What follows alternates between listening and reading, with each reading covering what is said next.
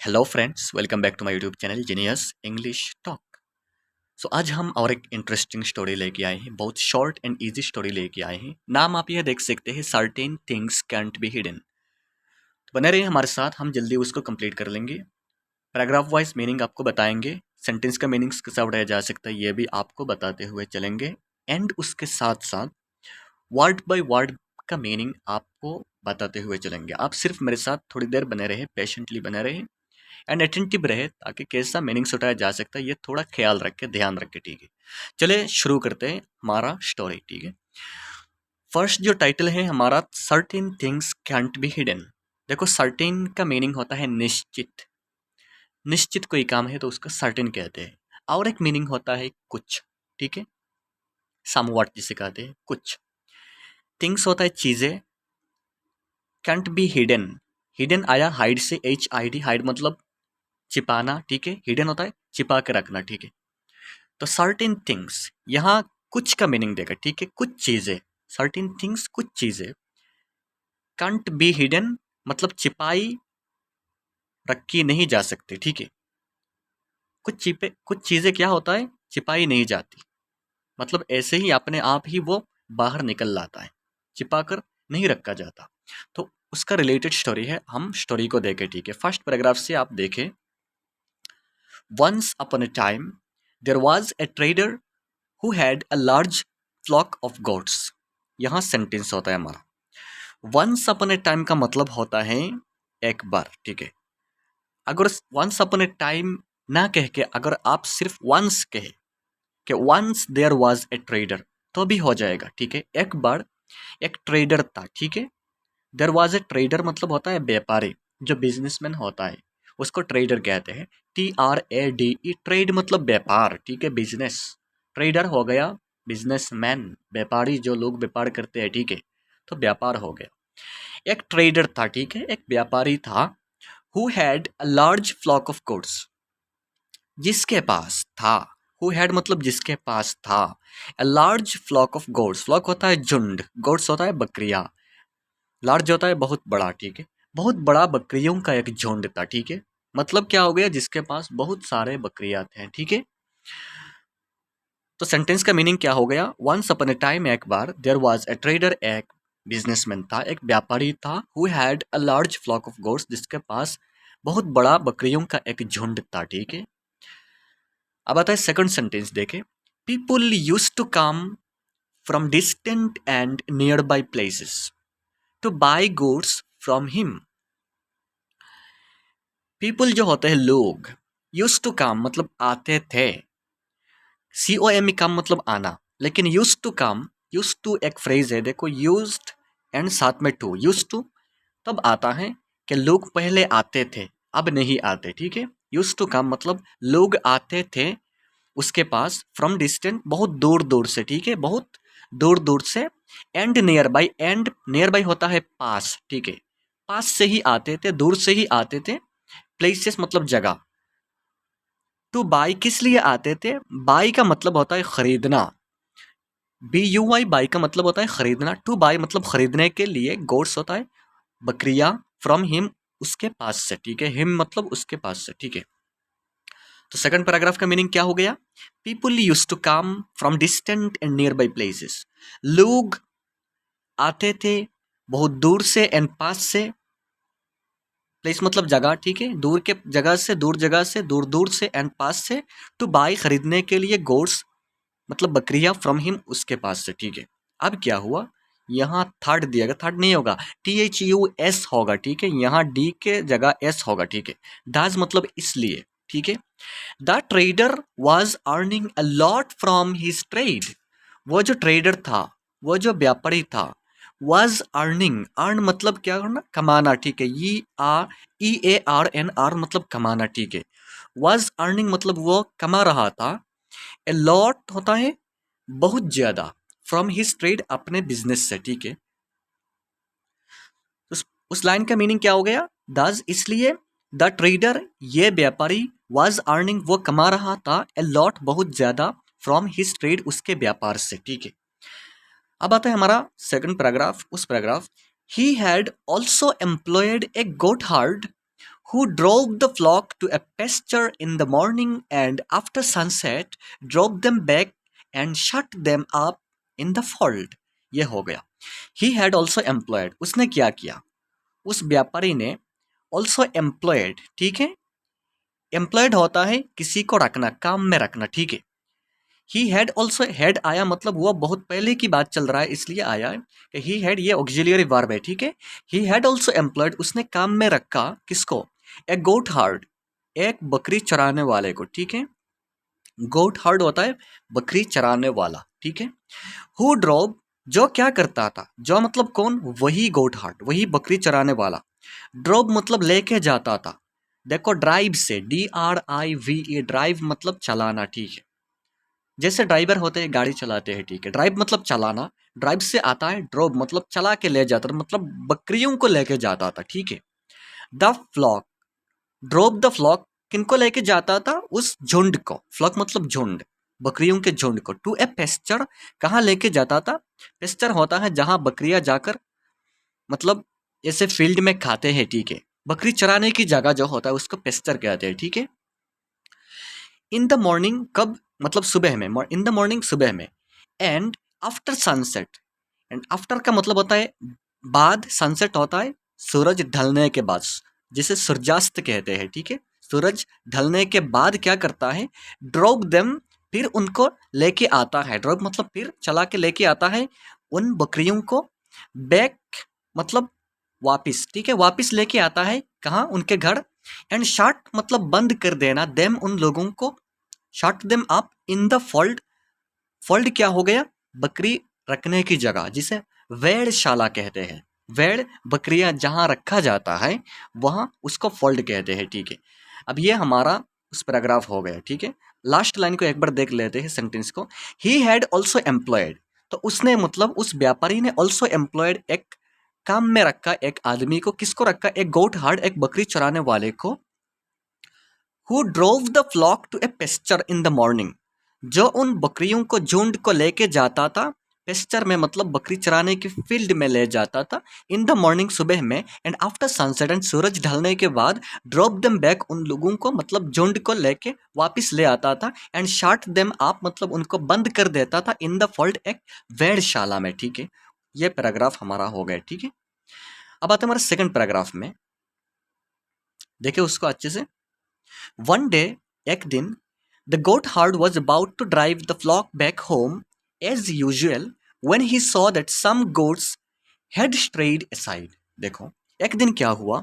The goat hard, ये जो गोट hard था मतलब क्या बताए आप? गोट हार्ड का मतलब होता है बकरी चराने वाला. ठीक है, वॉज अबाउट टू ड्राइव. देखो ड्राइव मतलब मैंने पहले बताया था, जो ड्राइव से ड्रोब आया था. ड्राइव मतलब चलाना.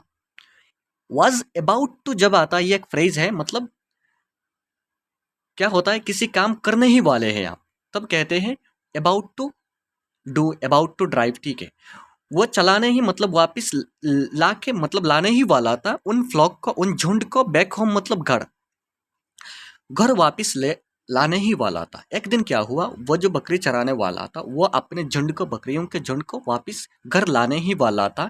एज यूजुअल होता है हर दिन की तरह. ठीक है, हमेशा की तरह. एज यूजुअल मतलब हमेशा की तरह. When he saw, जब उसने देखा. When he saw, तब उसने देखा क्या? SAW सॉ आता है सी से. SEEC मतलब देखना. सी का पास्ट हो गया सॉ मतलब उसने देखा. दैट के, दैट का मतलब होता है कि सम गोट्स, कुछ गोट्स, कुछ बकरियां. Had strayed aside, strayed aside होता है भटक गए. ठीक है, साइड में, किसी एक साइड में भटक गए. कुछ बकरियां किसी एक साइड में भटक गए. ठीक है, अब क्या हुआ? सो ही ट्राइड, तो इसलिए so he tried to get them back by calling and whistling. ये आ गया, इसलिए उसने कोशिश की. ही ट्राइड मतलब उसने कोशिश की. TRY ट्राई मतलब कोशिश करना. TRIED आया मतलब ये पास्ट का कहानी है, पहले की कहानी है. मतलब उसने कोशिश की. टू गेट देम बैक, उनको वापस लाने की. जो भटकी हुई बकरियां हैं उनको वापस झुंड में लाने के लिए कोशिश की. कैसे कोशिश की? बाय कॉलिंग, उनको बुला के. कॉल मतलब बुलाना. ठीक है, उनको बुला के. एंड विस्लिंग, एंड मतलब सीटी बजा के, ठीक है, विस्लिंग हो गया सीटी बजाना, ठीक है। तो कैसे बुलाया उन लोगों को, मतलब जो भटकी हुई बकरियां हैं उनको झुंड में वापस लाने के लिए उसने बाय कॉलिंग मतलब बुला के, एंड विस्लिंग होता है सीटी बजा के, ठीक है। अब आया all the straight goats returned and joined the flock but one stubborn goat didn't obey him.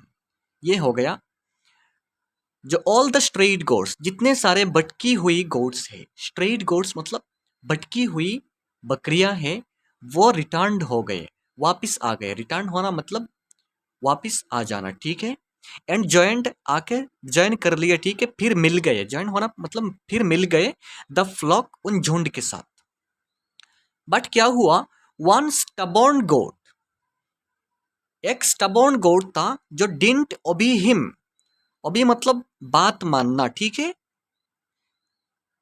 And stubborn हो गया जिद्दी, एक जिद्दी गोट था, बहुत जिद्दी था एक बकरी, जिसने बात नहीं मानी उसकी। वो जो बुला के वापस झुंड में लाना चाहता था उसकी बात नहीं मानी, एक ऐसा जिद्दी भी गोट था। तो उस पैराग्राफ को और एक बार देख ले। वन डे, एक दिन, the goat hard was about to drive the flock back home as usual. जो बकरी चराने वाला था वो अपने बकरियों के झुंड को घर वापस लाने ही वाला था। When he saw that some goats had strayed aside, जब उसने देखा कि कुछ बकरियां क्या हो गए, एक साइड में भटक गए। So he tried to get them back by calling and whistling, इसलिए उसने उन लोगों को मतलब भटकी हुई बकरियां को वापस लाने के लिए बुलाया एंड सीटी बजाई, ठीक है।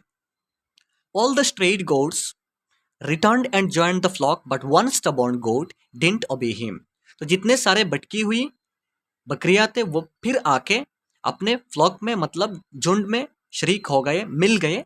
बट एक ऐसा गोट था जो बहुत स्टबॉर्न था, बहुत जिद्दी था। देखो स्टबॉर्न का मीनिंग याद कर ले आप, बहुत जिद्दी था, जिसने उसकी बात को नहीं मानी। ओबी मतलब मानना, ठीक है। ओबी मतलब बात को मानना, ठीक है, बात नहीं मानी। अब आता है उस पैराग्राफ में, यहां हमारा एंड हो जाता है, देखिए। So he threw a stone at her, इसलिए उसने क्या किया, ही थ्रू, थ्रू आता है थ्रो से, THROW, थ्रो मतलब फेंकना। जैसे फुटबॉल खेल में थ्रो मारते हैं, थ्रो मतलब क्या हो गया, बॉल को हाथ में लेके जोर से उसको फेंकते हैं। तो इससे आगे याद कर ले इसे। थ्रू मतलब उसने फेंक दिया स्टोन, एक पत्थर, एट हार, उसकी तरफ। किसकी तरफ, जो बहुत जिद्दी था एंड उसके बुलाने पे भी नहीं आया झुंड के साथ, उसकी बात को नहीं माने। उस बकरी को उसने क्या कर दिया, उस बकरी चराने वाले ने, गोट हार्ड ने, एक पत्थर मार दी उसकी तरफ, ठीक है। It hit one of her horns and it was broken. तो ये पत्थर जाके कहाँ हिट किया, इट हिट मतलब ये लगा, हिट होता है लगा, जाके लगा। इट मतलब ये पत्थर, वही स्टोन का बात चल रहा है, स्टोन मतलब पत्थर, ठीक है।